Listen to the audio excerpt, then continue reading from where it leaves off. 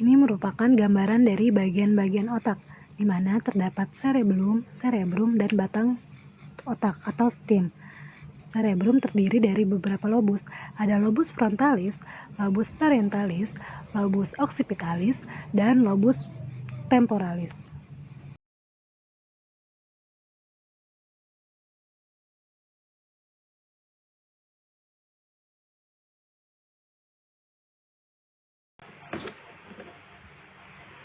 Assalamualaikum warahmatullahi wabarakatuh. Saya Dia Sunarti. Di sini saya akan menjelaskan tentang cerebrum. Cerebrum itu adalah otak besar. Otak manusia itu terdiri dari 3 bagian. Ada otak besar atau cerebrum, ada otak kecil atau cerebellum, dan ada batang otak. Nah, berat otak manusia dewasa itu dia tuh kira-kira 1.300 sampai 1.400 gram yang terdiri dari 100 miliar sel neuron dan 1 triliun sel neuralgia atau sel penyokongnya. Pertama, saya akan menjelaskan tentang perkembangan ensefalon. Kita bisa lihat di sini pada posisi kiri tangan saya ini itu adalah gambaran pada minggu keempat, di mana pada minggu keempat ini lubang-lubang tuba neuralisnya itu mulai tertutup dan ujung rostalnya itu mulai membesar membentuk 3 vesikel ensefalon primer secara berurutan. Ada ensefalon depan atau prosencephalon, ada ensefalon tengah atau mesencephalon, dan ada ensefalon belakang yaitu rhombencephalon. Nah, selama minggu keempat ini berlangsung, terbentuk juga fleksura-fleksuranya. Ada fleksura mesencephalika dan ada fleksura cervicalis. Fleksura mesencephalika ini dia itu terbentuk di antara prosencephalon dan mesencephalon. Sedangkan fleksura cervicalis ini dia itu terbentuk di antara rhombencephalon dan medula spinalis. Selanjutnya ini adalah gambaran pada minggu kelima, di mana pada minggu kelima ini bagian-bagian prosencephalon yang terletak di sisi kanan dan kiri garis tengah itu akan membesar dan membentuk telencephalon, yang kemudian telencephalon itu akan membentuk hemisferium cerebri. Selain itu, diencephalon juga turut berasal dari si prosencephalon ini. Lalu ventriculus tertius akan berevolusi di antara diencephalon dan mesencephalon. Lalu di bawah mesencephalon akan terbentuk metencephalon beserta 2 komponen utamanya, yaitu adalah pons dan cerebellum atau otak kecil tadi. Nah, lalu mesencephalon itu kemudian akan terbentuk di kaudal. Di dalamnya itu dia akan tercakup ventriculus, quartus, dan medula oblongata serta transisi menuju medula spinalis. Ketiga vesikel ensefalon primer tadi itu akan menimbulkan 6 vesikel ensefalon sekunder. Selanjutnya, pada minggu ke-6 ini, batas-batas telencephalon, diencephalon, mesencephalon, metencephalon, dan mielencephalon itu sudah terlihat jelas.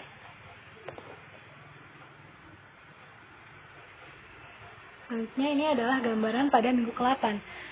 Dalam minggu ke-8 ini, masing-masing struktur ensefalon itu sudah bisa dibedakan satu sama lain. Telencephalon dan diencephalon itu dia berasal dari prosencephalon.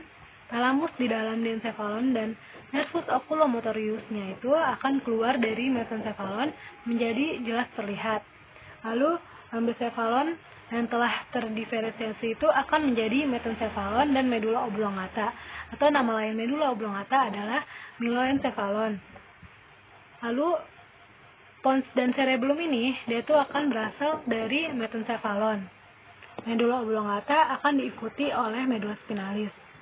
Selanjutnya ini adalah gambaran pada minggu ke-20, di mana pada minggu ke-20 ini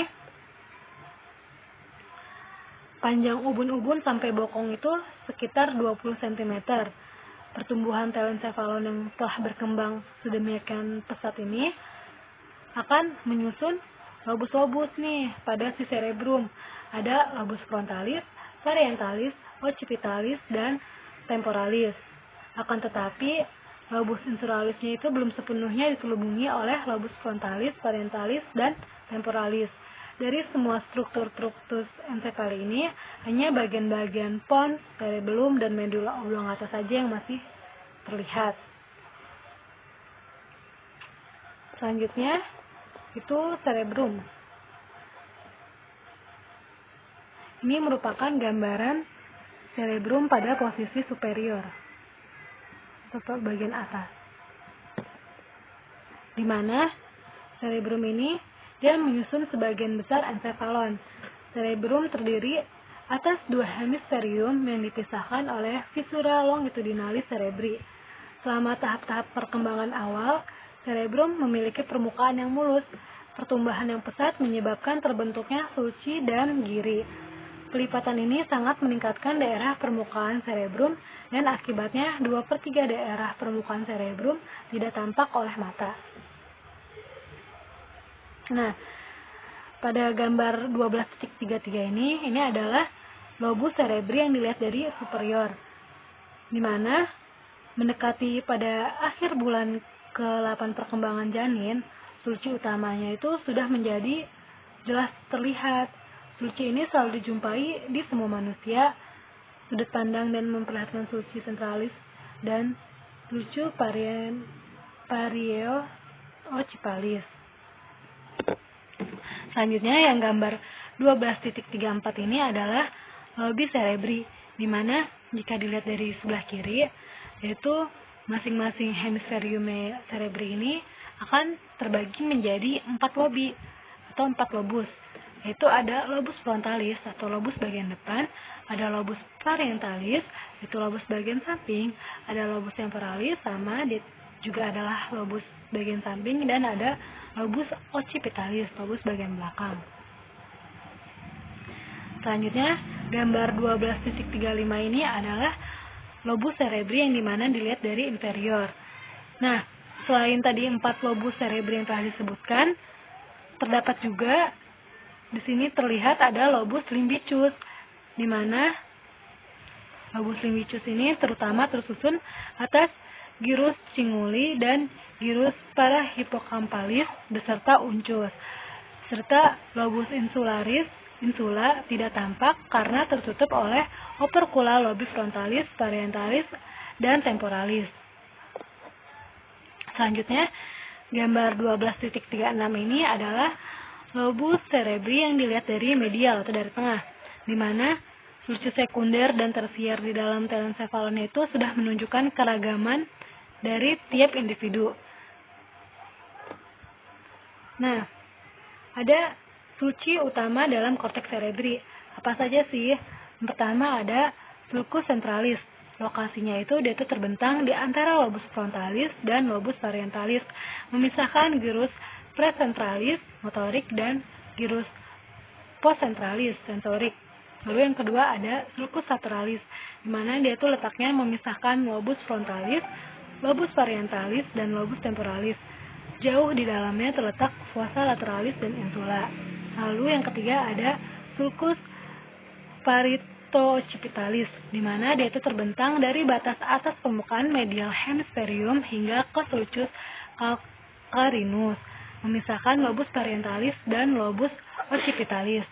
Selanjutnya yang keempat ada sulcus calcarinus, di mana seperti sulcus parieocipitalis, sulcus calcarinus terbentang di permukaan medial hemisferium dan keduanya membatasi cuneus.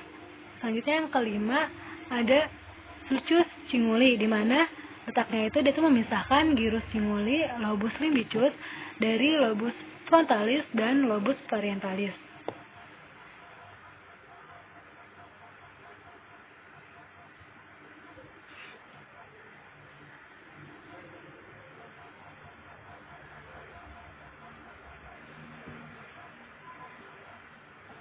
Selanjutnya, kita akan membahas klinis-klinis dari cerebrum.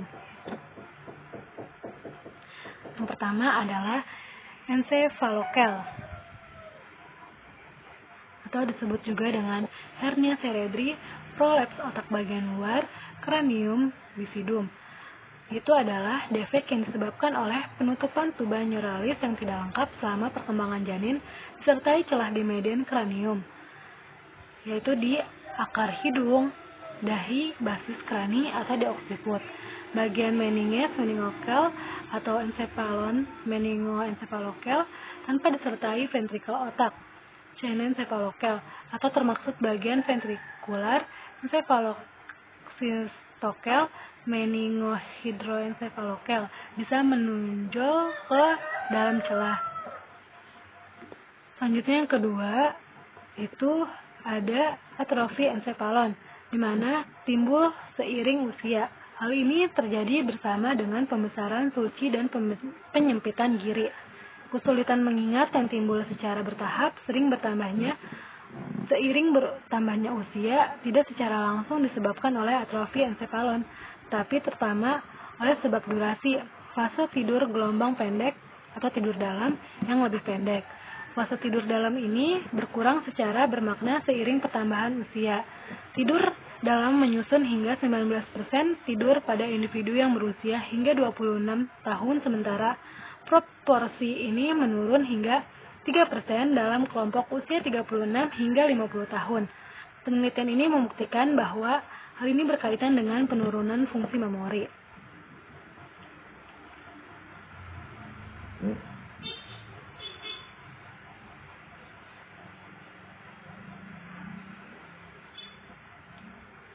Selanjutnya itu ada pada arteri centralis anterolateralis yang bercabang dari arteri cerebrimania dengan sudut yang hampir tegak lurus. Ini membuatnya mudah mengalami turbulensi aliran darah dan mudah terbentuk plak arteriosklerotik sekunder di tempat ini.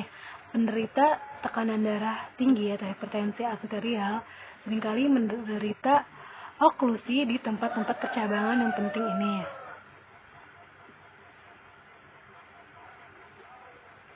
Lalu, oklusi serta pendarahan dari pembuluh darah ini akan menyebabkan nekrosis di daerah-daerah ganglia basalis dan kapsula interna, sehingga timbul hemiplegia kontralateral, bergantung lokasi kerusakan ganglia basalis yang bisa timbul gangguan gerakan hiper atau hipokinetik berat atau distonia.